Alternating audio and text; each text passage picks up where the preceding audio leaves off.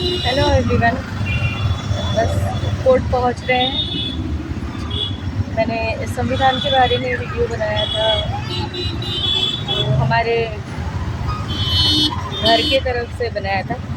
बराबर घर में मैं बैठी हुई थी और चैलेंज क्योंकि लिया हुआ है कि हर दिन एक वीडियो मेरे को बना के लीगल किसी भी टॉपिक के ऊपर यूट्यूब पे मुझे ब्लॉग बनाना ही है।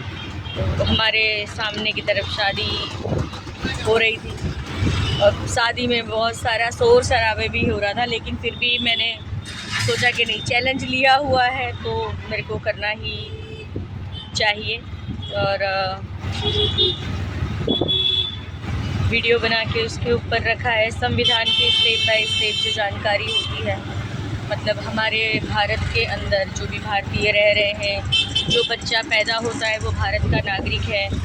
और क्षेत्रफल के बाद में फिर जिस जिस क्षेत्र में पैदा हुआ, क्योंकि हमारा भारत जो है उसके अंदर कई धर्म, जाति, भाषाएं बोलने वाले लोग रहते हैं।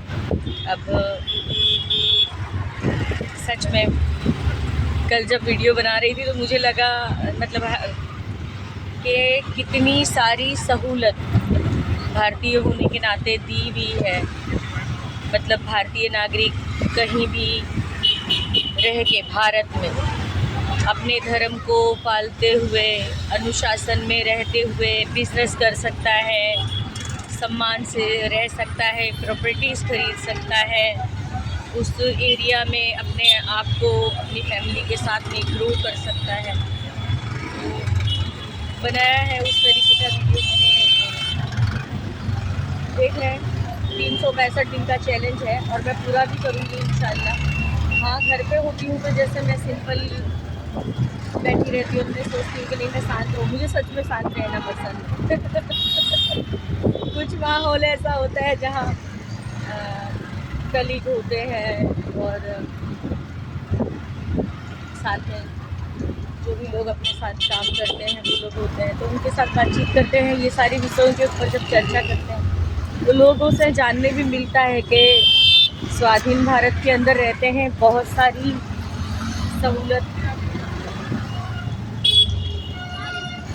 कानून में दी हुई है कि डॉक्टर बाबा साहेब भीमराव अंबेडकर श्री ने इतना सारा, इतना लंबा संविधान के अंदर एक एक पॉइंट जो भारतीय नागरिक होने के नाते प्राप्त होना चाहिए, हर एक टॉपिक को उन्होंने अंदर शामिल किया है।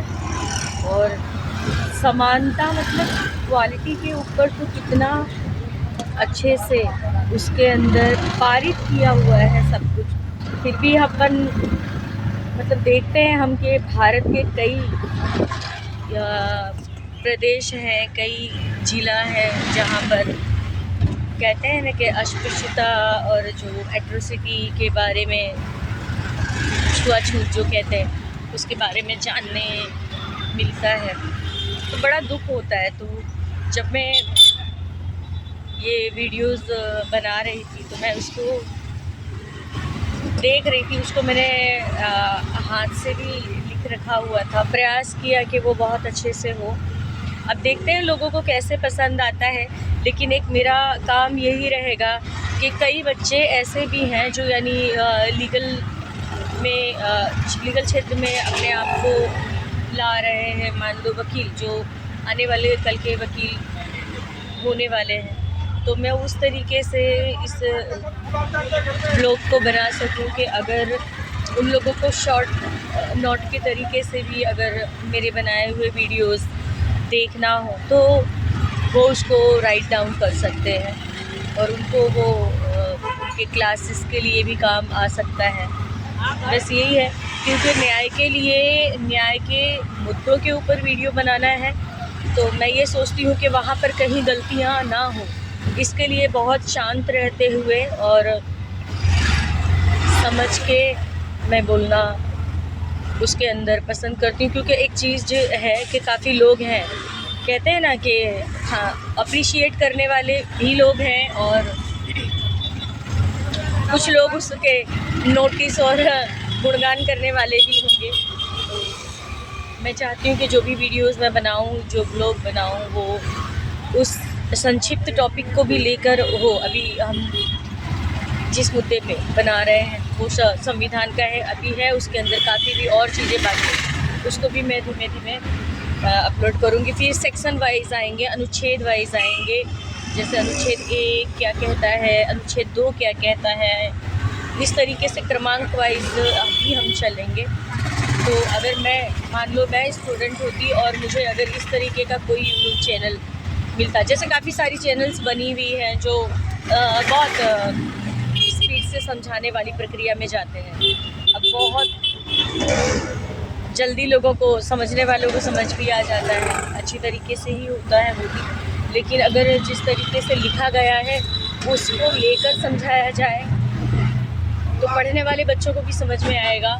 और अगर कोई किसी भी गांव के हो या शहर में हो या अपने इलाके में अगर मेरा वीडियो देख रहा है, जिस भी टॉपिक पे हमने बनाया हुआ है, तो उसके बारे में वो नोट डाउन कर सकते हैं, समझ सकते हैं, लिख के अपनी नॉलेज को बढ़ा सकते हैं। और उनको धीमे धीमे मालूम भी पड़ेगा कि वो जो भी टॉपिक के ऊपर हम चर्चा कर रहे हैं वो किस तरीके से उनके लिए भी उपयोगी है।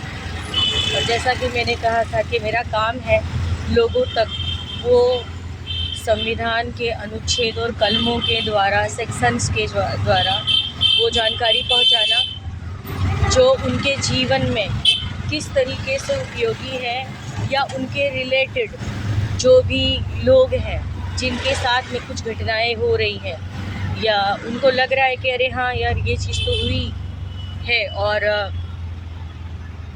इसके बारे में संविधान ने हमको क्या हक दिए हुए हैं, भारत के बंधारण ने हमको इसके अंदर कौन से कलम में किस तरीके के जानकारी के साथ में हमको माहिती का उपयोग दिया हुआ है।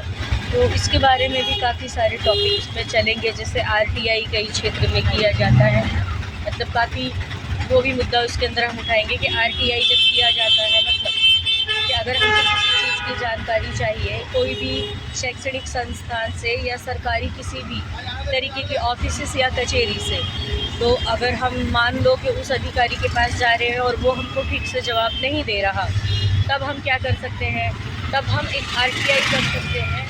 और जिस भी मुद्दे के ऊपर या जिस भी चीज़ की जानकारी हमको चाहिए, आरटीआई अगर हम करते हैं, बहुत सिंपल मेथड होता है उसका भी। तो फिर आरटीआई करने के बाद जिस भी क्षेत्र में हमको, जिस ऑफिस में वो आरटीआई भेजा गया है, वहाँ के जो भी अधिकारी हैं उस मुद्दे से जुड़े हुए जो उस टॉपिक पे काम कर रहे हैं, वो लोगों को बिल्कुल उसके पास सकता है कि जिसने आरटीआई के द्वारा वो चीज़ की जानकारी मांगी है उसको वो जानकारी दी जाए। तो हम इस मुद्दे के ऊपर भी बनाएंगे। मतलब काफ़ी लोगों, मुझे लग रहा था कि बड़े सिंपल वे में बनाया हुआ था, बट मुझे लगा कि यार संविधान एक बहुत बड़ी बात है और मैं नहीं चाहती कि उसके ऊपर बड़ा उछल कूद के कुछ बनाया जाए। वो जैसे सिंपली वे में बनाना चाहिए था, मुझे जैसा लगा मैंने उस तरीके से बनाया है। अब काफ़ी लोगों को उसमें होगा कि तुमने सिंपल बैठ के बनाया है, मतलब मेरे बेटे ने देखा, बोले मम्मी किस तरीके से बना हुआ, तो मुझे लग रहा था कि जानकारी अगर देना है तो उसी तरीके से उसकी जानकारी देना चाहिए। जो टॉपिक के ऊपर बनाया हुआ है वो बहुत मतलब हमारे जैसा कि मैंने बताया कि अहमदाबाद में एज़ यूजुअल बहुत ट्रैफिक होता है। ये हम लाल दरवाजे से ही अभी निकल रहे हैं, बिकॉज सेशंस कोर्ट जाने का रास्ता ही यही है। अब यहाँ पे ट्रैफिक अभी भी बहुत है किसी चीज़ की।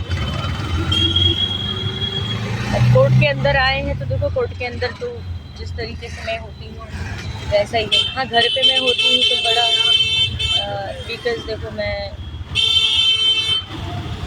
जिस एरिए में रहते हैं वहाँ पर लोगों को समझना समझाना मेरे को लगता है कि बड़ा मुश्किल होता है। तो मैं बड़ा शांत रह के ही मैंने वो वीडियोस बनाए हुए हैं और शब्दावली भी बिल्कुल मैंने हिंदी ही उसके अंदर प्रयोग किया हुआ है। तो अगर किसी को समझना भी है तो वो आसानी से उस टॉपिक को समझ सकते हैं। मैंने ब्रीफ में ही उसको बनाया हुआ है, लेकिन ब्रीफ के अंदर भी जो टॉपिक थे उसके कुछ मुद्दे मैंने उसके अंदर लिए हुए हैं और वो कुछ भी उसके अंदर बोला हुआ है। तो मैं चाहूँगी कि लोग मेरा व्लॉग देखें, आगे तक पहुँचाएँ। तो अगर किसी स्टूडेंट को, देखो जो समझदार स्टूडेंट्स होंगे उनको पता है कि मेरे उस वीडियो से वो लोग क्या ग्रहण कर सकते हैं, क्या हासिल कर सकते हैं। बुक में पढ़ना भी अच्छी बात है, लेकिन जैसे कभी कभी किसी को कम समय होता है तो वो उस ब्लॉग के द्वारा भी जानकारी प्राप्त कर सकते हैं। तो अभी वीडियो जब बनाएंगे तब भी मैं आपको जानकारी और दूंगी। फ़िलहाल कोर्ट में हम आ चुके हैं, तो अभी मैं बिल्कुल देख रहे हैं, ये दिख रहा है, यहाँ से नहीं दिख रहा। हाँ, तो अभी मैं सेशंस कोर्ट आ चुकी हूँ, बस अब उतरेंगे। बेटा उतरो, बिकॉज़ मैं ऑटो के अंदर ही आती हूँ, पहले बस के अंदर आती थी। बस में इसको लो ना बेटा, वाहिद। हाँ, क्योंकि बस के अंदर काफ़ी भीड़ भाड़ होती थी। वैसे बस में भी आने में कोई बुराई नहीं है, मैं बस के अंदर भी आ जाती हूँ। अभी हम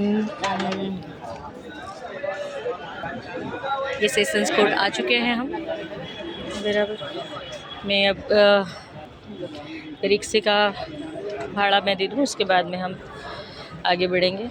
आज एक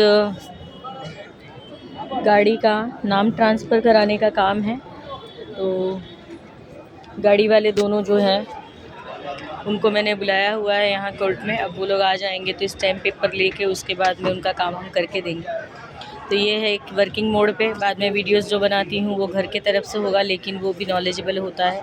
तो ज़रूर से वीडियो को देखें, समझें, शेयर करें और आगे हमारे यूट्यूब चैनल को आगे ग्रो होने में हमारी मदद करें। तो अहमदाबाद गुजरात से शेख वहीदा, बाय।